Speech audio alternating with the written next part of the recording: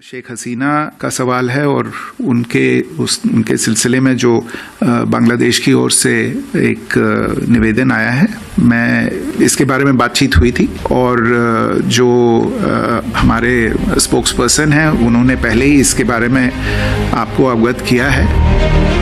অন্তর্বর্তী সরকারের প্রধান উপদেষ্টা অধ্যাপক মোহাম্মদ ইউনুস ও ভারতের প্রধানমন্ত্রী নরেন্দ্র মোদি শুক্রবার থাইল্যান্ডের রাজধানী ব্যাংককে দ্বিপক্ষীয় বৈঠক করেছেন। বৈঠকে মোদির কাছে বাংলাদেশের সাবেক প্রধানমন্ত্রী শেখ হাসিনার প্রত্যর্পণ প্রসঙ্গ তুলেছেন অধ্যাপক ইউনুস। কিন্তু ডক্টর ইউনুসকে কি বলেছেন নরেন্দ্র মোদি? তিনি কি শেখ হাসিনাকে ফেরত দিতে রাজি হয়েছেন? আর কি কি বিষয়ে কথা হলো তাদের?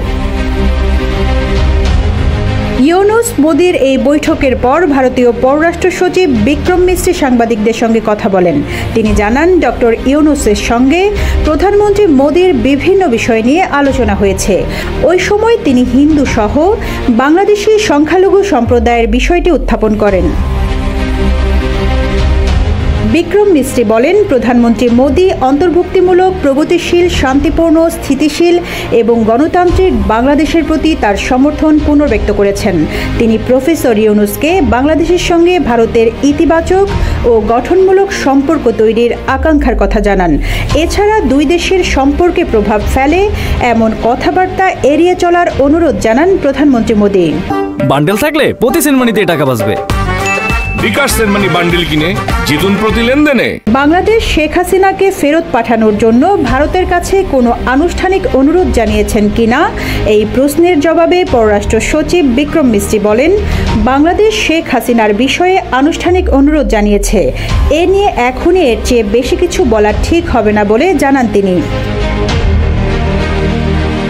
বৈঠকে ইউনুস মোদির মধ্যে সীমান্ত নিয়েও আলোচনা হয়েছে বলে জানিয়েছেন বিক্রম মিশ্রি। তিনি বলেছেন, সীমান্তের নিরাপত্তা রক্ষায় সীমান্তে আইনের কঠোর প্রয়োগ এবং অবৈধ অনুপ্রবেশ ঠেকানো জরুরি বলে জানান প্রধানমন্ত্রী মোদি।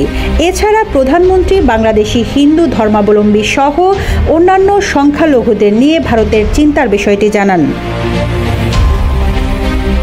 গত বছরের 5 আগস্ট ছাত্র জনতার গণ অভ্যুত্থানের মুখে দেশ ছেড়ে পালিয়ে ভারতে চলে যান সাবেক প্রধানমন্ত্রী শেখ হাসিনা। এরপর 8 আগস্ট প্রধান উপদেষ্টার দায়িত্ব গ্রহণ করেন নোবেল বিজয়ী ডক্টর মোহাম্মদ ইউনুস।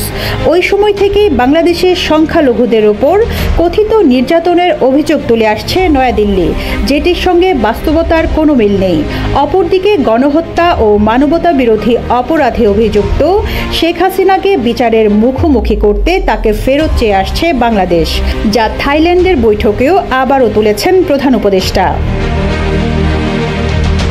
প্রধান উপদেষ্টার প্রেস সচিব শফিকুল আলম জানান, ভারতের সঙ্গে বাংলাদেশের পারস্পরিক স্বার্থ সংশ্লিষ্ট যতগুলো ইস্যু আছে তার সবকটি নিয়ে কথা হয়েছে। প্রধান উপদেষ্টা আমাদের স্বার্থ সংশ্লিষ্ট সবকটি বিষয় আলোচনায় তুলেছেন। আলোচনায় সাবেক প্রধানমন্ত্রী শেখ হাসিনার প্রত্যর্পণ, ভারতে বসে তিনি যেসব উস্কানিমূলক বক্তব্য দিচ্ছেন সে প্রসঙ্গ, সীমান্ত হত্যা বন্ধ, গঙ্গার পানি চুক্তি নবায়ন, তিস্তা চুক্তির প্রসঙ্গ এসেছে।